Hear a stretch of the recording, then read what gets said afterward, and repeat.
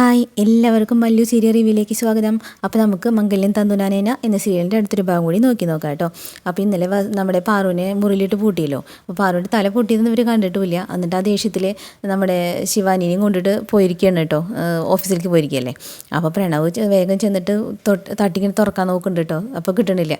പ്രണവ് എന്നിട്ട് അവിടെ ഒരു ജനലുണ്ട്, അതിൻ്റെ ഉള്ളിൽ കൂടെ പോയി നോക്കുമ്പോഴാണ് നമ്മുടെ തല പൊട്ടിയിരിക്കുന്നുണ്ട്. പ്രണവിന് ആകെ ടെൻഷനായിട്ടോ. പ്രണവ് അയ്യോ തല മുറിഞ്ഞിട്ടുണ്ടല്ലോ എന്ന് പറഞ്ഞിട്ട് മുറി പൂട്ടിപ്പോയി, എനിക്കത് തുറക്കാൻ പറ്റില്ലെന്ന് വിചാരിച്ചു എന്ന് പറഞ്ഞിട്ട് ഓടിപ്പോയിട്ട് ഒരു ചുറ്റിക എടുത്ത് കൊടുത്തിട്ട് ഇങ്ങനെ അടിക്കുകയാണ് കേട്ടോ. അപ്പോൾ അതിൻ്റെ ഇടയ്ക്ക് അമ്മ അമ്മ എന്നിങ്ങനെ വിളിക്കുന്നുണ്ട് കേട്ടോ. അപ്പോൾ ഈ തട്ടണ ശബ്ദം കേട്ടപ്പോൾ പ്രണവേ മോനെ നീ എന്ത് ചെയ്യാൻ ചോദിക്കുന്നുണ്ട് കേട്ടോ പാറു. അപ്പോൾ പറഞ്ഞു ഞാൻ വാതിൽ തട്ടി പൊളിക്കാമേ എന്ന് പറഞ്ഞു കേട്ടോ. അപ്പോൾ പറഞ്ഞു നീ ഇങ്ങോട്ട് വാ, അത് തട്ടി പൊളിക്കണ്ട, നീ ഇങ്ങോട്ട് ജനലിലേക്ക് വാ അമ്മ പറയട്ടെ എന്ന് പറയുന്നുണ്ട് കേട്ടോ. അമ്മ പറ്റില്ല അമ്മ, മുറി പറ്റിയിട്ടുണ്ട്, എത്രയും പെട്ടെന്ന് ഹോസ്പിറ്റലിൽ പോകണം എന്ന് പറഞ്ഞിട്ട് നീ വാട പ്രണവ് ഞാൻ പറയട്ടെ എന്ന് പറയും കേട്ടോ. പ്രണവ് വീണ്ടും ജനലിൽ കൂടെ ഒന്ന് എത്തിച്ച് നോക്കും. അപ്പോൾ എത്തിച്ച് നോക്കുമ്പോൾ പറയും, പാറു പറയും ഇത് ഞാൻ ഗൗതമിനെ നിധിനെ കാണാൻ പോവാതിരിക്കാൻ വേണ്ടിയിട്ടല്ലേ വസു ഇതൊക്കെ ചെയ്തത്, അവളുടെ അഹങ്കാരം അടങ്ങണം എന്നുണ്ടെങ്കിൽ അവരിവിടെ വരണം, നീ പോയിട്ട് ഗൗതമിനെ നിധിനെ വിളിച്ചിട്ട് വാന്ന് പറയൂ കേട്ടോ. അമ്മേനെ ഈ അവസ്ഥയിലിട്ട് ഞാൻ എങ്ങനെയാണ് പോവുക എന്ന് ചോദിക്കും കേട്ടോ. അതൊന്നും നീ നോക്കണ്ട, എന്നാലേ അതിനുള്ള മറുപടി കൊടുക്കാൻ പറ്റുള്ളൂ നമുക്ക്. അവർ വരാതെ ഞാൻ ഈ മുറിയിൽ നിന്ന് ഇറങ്ങില്ല, നീ പോയി കൊണ്ടുവന്നേ പറ്റുമെന്ന് പറഞ്ഞിട്ട് വാശി പിടിക്കും കേട്ടോ പാറു. അങ്ങനെ ഗതിയിട്ടെന്നാൽ ശരി ഞാൻ പോയിട്ട് കൊണ്ടുവരാമെന്ന് പറഞ്ഞിട്ട് നമ്മുടെ പ്രണവ് അവിടുന്ന് വണ്ടി എടുത്ത് പുറപ്പെട്ടിട്ടുണ്ട്. അപ്പോൾ രാവിലെ ഇവിടെയാണെങ്കിൽ ഗൗതമിൻ്റെ ഫോൺ വരികയാണ് കേട്ടോ, ഗൗതമിൻ്റെ മാനേജറുടെ ഫോൺ വന്നിട്ടുണ്ട്. അപ്പോൾ പറയുന്നുണ്ട് സാർ നല്ലൊരു ഗുഡ് ന്യൂസ് പറയാനേ വിളിച്ചതെന്ന് പറയും കേട്ടോ. എന്തായിരിക്കും അപ്പോഴേക്കും നിധി കാപ്പി വെച്ചിട്ടുണ്ടായിരുന്നു. അപ്പോൾ നിധി കാപ്പിയും കൊണ്ട് വന്നിട്ടുണ്ടേ. അപ്പോൾ ചോദിക്കും എന്താണെന്ന് ചോദിക്കുമ്പോൾ പറയും സാർ ഇന്നലെ 10 കസ്റ്റമർ വന്നിട്ടുണ്ടായിരുന്നു, അതിലെല്ലാവർക്കും നമ്മുടെ സാറിൻ്റെ ഡിസൈനൊക്കെ ഇഷ്ടപ്പെട്ടു.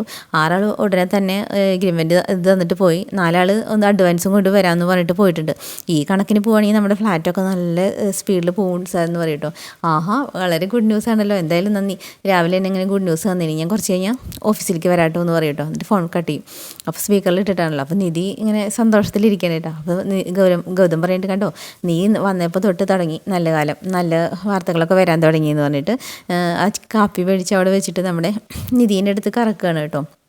അങ്ങനെ രണ്ടോളം സന്തോഷത്തിൽ നിൽക്കുന്ന സമയത്താണ് നമ്മുടെ പ്രണവ് വരുന്നത്. പ്രണവ് വന്നിട്ട് പ്രണവിനാണെങ്കിൽ അങ്ങോട്ട് കയറാനും ഏട്ടൻ്റെ മുഖത്ത് നോക്കാനും നല്ല വിഷമമുണ്ട്. കാരണം അമ്മാതിരി കാര്യങ്ങളാണല്ലോ വിളിച്ച് പറഞ്ഞിട്ടിരിക്കുന്നത്. അപ്പോൾ എങ്ങനെ നോക്കും എന്നുള്ളതിൽ ഇങ്ങനെ നിൽക്കുകയാണ് കേട്ടോ. അപ്പോൾ ഇവർ പെട്ടെന്ന് പ്രണവിനാണ്ടിപ്പോൾ നിധി അയ്യോ ഇറക്ക് പ്രണവ് എന്ന് പറഞ്ഞിട്ട് ഇവർ വേഗം ശരിയാക്കി തന്നു കേട്ടോ. എന്നിട്ട് പറയുന്നുണ്ട് അപ്പം വാടാ പ്രണവേ എന്ന് പറയുന്നുണ്ട്. എന്താടാ അവിടെ തന്നെ നിൽക്കണേ വാ എന്ന് പറയും കേട്ടോ. എന്നിട്ട് ഗൗതമിനോട് ഗൗതം എന്ന് പറയും ഇങ്ങോട്ട് വാടാ എന്ന് വിളിക്കുന്നുണ്ട് കേട്ടോ. അപ്പോൾ ഗൗതം ആദ്യം തന്നെ നമ്മുടെ പ്രണവ് വന്നിട്ട് കാല് പിടിക്കാൻ നോക്കണം കേട്ടോ. അപ്പോഴേക്കും ഗൗതം പിടിച്ച് നിർത്തി നീ എന്തായി കാണിക്കണേന്ന് ചോദിച്ചു. എന്നോട് പൊറുക്കണം, അവരുടെ വാക്ക് വിശ്വസിച്ചിട്ട് ഞാൻ അങ്ങനെയൊക്കെയല്ലേ ഏട്ടനോട് വിളിച്ചു പറഞ്ഞ് കോടതിയിൽ ക്ഷമിക്കണം എന്ന് പറയും കേട്ടോ. ഇടത്തേക്ക് ഞാൻ ശിക്ഷ കിട്ടിയിരുന്നെങ്കിൽ ഞാൻ എന്തോ ചെയ്യായിരുന്നു എന്നൊക്കെ പറഞ്ഞിട്ട് പ്രണവ് ഒരുപാട് ഇങ്ങനെ സങ്കടപ്പെടുന്നുണ്ട്. നീ അതൊന്നും കാര്യമാക്കണ്ടടാ, ഞങ്ങളതൊക്കെ അപ്പഴേ വിട്ടു എന്ന് പറയുന്നുണ്ട് കേട്ടോ നിധി. എന്നിട്ട് പറയുന്നുണ്ട് ഞങ്ങൾ വിചാരിച്ചത് പാറു ഓടി വരുന്ന, പക്ഷെ വന്നത് നീ എന്താ എത്ര സങ്കടപ്പെട്ടിരിക്കണേ, അത് പറയാൻ തന്നെ ഞാൻ വന്നേന്ന് പറഞ്ഞിട്ട് വീട്ടിലുണ്ടായ കാര്യങ്ങളൊക്കെ പറഞ്ഞു കൊടുക്കും കേട്ടോ. എടുത്തി വന്നു എന്ന് പറഞ്ഞിട്ട് അമ്മ കാണാൻ പുറപ്പെട്ടതാ പലഹാരമൊക്കെ ഉണ്ടാക്കിയിട്ട്. അപ്പോൾ വസുന്ധരാൻ്റി വന്നിട്ട് ഇങ്ങനെ ചെയ്തൊക്കെ പറയട്ടാ. അപ്പോൾ ഗൗതം അങ്ങോട്ട് ദേഷ്യപ്പെടും, നീ എന്താ ചെയ്തത്, നീ നോക്കി നിൽക്കായിരുന്നുടാ എന്ന് ചോദിക്കണ്ടേട്ടാ. അപ്പോൾ പറഞ്ഞാൽ എനിക്ക് ചവിട്ടി മെതിക്കണ്ടേന്ന് അങ്ങനെ ചോദിക്കും. അപ്പോൾ പറയും ശിവാനി അല്ലല്ലോ ഏട്ട ചെയ്തത്, കൂടുതൽ വസുന്ധരാൻ്റി അല്ലേ ചെയ്തത്, ആൻറ്റിയോട് എനിക്ക് പരിധി വിട്ടിട്ട് എന്തെങ്കിലും ചെയ്യാൻ പറ്റുമോ, ഞാൻ കുറേ തടുക്കാനൊക്കെ നോക്കി, പക്ഷെ അവർ പൂട്ടിയിട്ട് അമ്മേനെ ഇട്ട് പൂട്ടിയിട്ട് പോയി എന്ന് പറയട്ടാ. ഏട്ടൻ വരണം എന്നാലേ ശരിയാവുള്ളൂ എന്ന് പറയട്ടാ. അപ്പോൾ ഗൗതം ഗൗതം പറയും ഏയ്യോ ഞാൻ വരില്ല അങ്ങനെ ഇതായിട്ട് പറയും. അപ്പോൾ നിധി പറയും ഗൗതം ഇത് ദേഷ്യം കാണിക്കേണ്ട സമയമല്ല, തീരുമാനം എടുക്കേണ്ട സമയത്ത് തീരുമാനം എടുക്കും വേണം, പ്രവർത്തിക്കേണ്ട സമയത്ത് പ്രവർത്തിക്കും വേണം, കുടുംബം ബിസിനസ്സും ഒരുപോലെ നന്നായാലേ കൊണ്ടുപോകാൻ പറ്റുള്ളൂ. അപ്പോൾ പ്രണവ് പറയേണ്ട കേട്ടോ, ഏട്ടൻ ആക്കി തുടങ്ങിയ ഓഫീസല്ലേ, അപ്പോൾ ഏട്ടൻ തന്നെ വന്നിട്ടത് ഏറ്റെടുക്കണം എന്ന് പറയുമ്പോൾ ഗൗതം കൂട്ടാക്കണില്ല. അപ്പോഴാണ് കേട്ടോ നിധി ഇങ്ങനെ പറയണത്. അപ്പോൾ ഗൗതം കൂട്ടാക്കണില്ല വെച്ചപ്പോൾ ഏട്ടൻ ഇപ്പോൾ വന്നേ പറ്റൂ, അമ്മയുടെ തലയ്ക്ക് മുറിവുണ്ട് പറഞ്ഞത്, മുറിവുണ്ടെന്നുള്ളത് അതുവരെ പറഞ്ഞിട്ടുണ്ടായിരുന്നില്ല. അപ്പോൾ പെട്ടെന്ന് മുറിവോ, എന്നിട്ട് നീ അമ്മേനെ അവിടെ ഇട്ടിട്ട് ഇങ്ങോട്ട് പോന്നേ. പക്ഷേ അമ്മ വാശി പിടിച്ചിരിക്കുക, ഏട്ടനെ എടുത്ത് അങ്ങോട്ട് വന്നല്ലാണ്ട് അമ്മ അവിടെ നിന്ന് ഇറങ്ങില്ല, അതിലോർക്ക് ഇതാക്കില്ല, ഹോസ്പിറ്റലിൽ വരില്ല എന്ന് പറഞ്ഞിട്ട് വാശി പിടിച്ചിരിക്കുക, അതുകൊണ്ടാണ് ഞാൻ വന്നത്, ഏട്ടൻ എത്രയും പെട്ടെന്ന് വാന്ന് പറയും കേട്ടോ. അപ്പോൾ നിധിയും ഗൗതമും കൂടിയിട്ട് വേഗം വരുന്നുണ്ട്. ഞാനുള്ള അപ്പം എൻ്റെ പാറുവിനൊന്നും സംഭവിക്കില്ല എന്നും പറഞ്ഞിട്ട് ഓടി വരും കേട്ടോ. അങ്ങനെ ഓടി വന്നിട്ട് വാതിൽ കുറച്ച് പിടിച്ച് ഉന്തി നോക്കുക, പാറുൻ്റെ എനക്കും കേൾക്കാണ്ട് തോന്നുന്നു. പാറു ചെറുതായിട്ട് പൊളിഞ്ഞിപ്പോൾ അമ്മയ്ക്ക് എന്തെങ്കിലും പറ്റിയിട്ടുണ്ടാവുമോ, ബോധെങ്ങാനും പോയിണ്ടാവുമോ എന്ന് വിചാരിച്ചിട്ട് 3 പേടിച്ചിരിക്കട്ടോ. എന്നിട്ട് വേഗം ജനലിലൂടെ നോക്കുന്നുണ്ട്. അപ്പോൾ ചെറുതായിട്ട് അപ്പോൾ ഇവരിങ്ങനെ കണ്ട പോലെ, പക്ഷെ പാറുവിൻ്റെ മുറി കണ്ടപ്പോൾ ആകെ ഇവർക്ക് ടെൻഷനായിട്ടോ. എന്നിട്ട് പറയും ഗൗതം വേഗം ഇത് കൊണ്ടുപോവാ, എല്ലതൊക്കെ അടിച്ച് പൊളിക്കാനുള്ളത് കൊണ്ടുപോകാന്ന് പറയും കേട്ടോ. അപ്പോൾ ചുറ്റിക ഉണ്ടെന്ന് പറഞ്ഞിട്ട് എടുത്തുകൊണ്ട് ഓടി വരും കേട്ടോ പ്രണവ്. എന്നിട്ട് ഗൗതം വേഗം അത് തട്ടി പൊളിച്ചിട്ട് പാറുവിൻ്റെ അടുത്തേക്ക് ചെല്ലുന്നുണ്ട് കേട്ടോ, മൂന്നാളും കൂടിയിട്ട്. എന്നിട്ട് അപ്പോഴേക്കും പാറു ഇവരെ കണ്ടു. ഗൗതം അങ്ങനെ വിളിക്കുന്നുണ്ട്. പിന്നെ പാറുവിൻ്റെ ബോധം പോയപ്പോൾ ചോരയുണ്ടല്ലോ കുറേശ്ശെ നെറ്റിത്ത്. അപ്പോൾ ഇവർക്ക് ആകെ ടെൻഷനായി. അപ്പോൾ ഗൗതം പറയുന്നുണ്ട് വേഗം നമ്മുടെ ബോധം പോയി, ചോരയും പോകുന്നുണ്ട്, വേഗം എത്രയും പെട്ടെന്ന് ഹോസ്പിറ്റലിൽ എത്തിക്കണം എന്ന് പറഞ്ഞിട്ട് മൂന്നാളും കൂടി താങ്ങി പിടിച്ചുകൊണ്ട് ഹോസ്പിറ്റലിൽ എത്തിയിട്ടുണ്ട് കേട്ടോ. ഹോസ്പിറ്റലിൽ എത്തിയപ്പോൾ ഡോക്ടറോട് ചോദിക്കുന്നുണ്ട് എങ്ങനെയുണ്ട്, കുഴപ്പമൊന്നുമില്ലോ എന്ന് ചോദിക്കുമ്പോൾ ഡോക്ടർ പറയും കുഴപ്പമൊന്നുമില്ല, പെട്ടെന്ന് തലയടിച്ചതിന് അതിലൊന്നും ബോധം പോയിട്ടേ ഉള്ളൂ, അതിപ്പോൾ ബോധം വന്നു കഴിഞ്ഞാൽ നിങ്ങൾക്ക് കൊണ്ടുപോകാം എന്ന് പറയും കേട്ടോ. എന്നിട്ട് ഡോക്ടർ പോയിട്ടുണ്ട്. അതിന് 2 മിനിറ്റ് കഴിയുമ്പോഴേക്കും പാറിന് ബോധം വന്നിട്ടുണ്ട് കേട്ടോ. അപ്പോൾ ഗൗതമിനെ കണ്ടിട്ട് ഇങ്ങനെ സന്തോഷത്തോടെ ഇരിക്കുകയാണ് കേട്ടോ.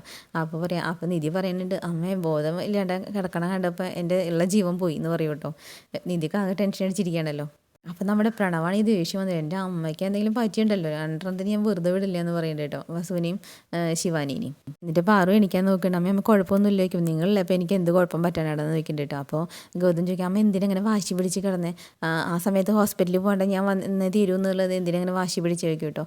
അപ്പോൾ പറയും നിങ്ങൾ എന്നെ കാണാൻ വീട്ടിലേക്ക് വരില്ല എന്നല്ലേ പറഞ്ഞത്, അതുകൊണ്ടാണ് ഞാൻ വാശി പിടിച്ചതെന്ന് പറയുന്നുണ്ട് കേട്ടോ. ഈ സമയം നമ്മുടെ ശിവാനിനെയാണെങ്കിലോ അവിടെ കൊണ്ടുപോയിട്ട് നമ്മുടെ പ്രണവിൻ്റെ കസാലിൽ ഇരുത്തിയിട്ടുണ്ട്, എല്ലാവരും ഇൻട്രൊഡ്യൂസ് ചെയ്ത് കൊടുത്തിട്ടുണ്ട്. ഇനി പ്രണവ് വരില്ല, ശിവാനിയാണ് കാര്യങ്ങൾ നോക്കാമെന്ന് പറഞ്ഞിട്ട് കേട്ടോ. ശിവാനി അന്നത്തെ അഹങ്കാരം ഒക്കെ ഉണ്ട് ശിവാനിക്ക്. എന്നിട്ട് പോയിട്ട് അവിടെ ചെന്നിരിക്കണേറ്റ് മുന്നേ തന്നെ അഹങ്കാരം തുടങ്ങിയിട്ടുണ്ട്. പറയുന്നുണ്ട് ഇതിലപ്പടി പൊടിയാണല്ലോ എന്ന് പറയുന്നുണ്ട് മാനേജറുടെ അടുത്തിട്ട്. അപ്പോൾ ഞാൻ പ്യൂണിനെ വിളിക്കാൻ, അതെന്താ നിങ്ങൾക്ക് തുടച്ചാൽ പറ്റില്ലേ എന്ന് ചോദിക്കുന്നുണ്ട് കേട്ടോ. അപ്പോൾ അയാൾ തന്നെ കർച്ചീഫൊക്കെ എടുത്തൊക്കെ തുടച്ച് അവിടെ ഇരുത്തിയിട്ടുണ്ട്. പണ്ട് ഇതിലെ കൂട്ട് നിന്നിട്ടുള്ള മാനേജറാണ്. അപ്പോൾ ആ ഒരു ദേഷ്യം കൂടിയും നമ്മുടെ ശിവാനിക്ക് ഉണ്ടാവുമല്ലോ.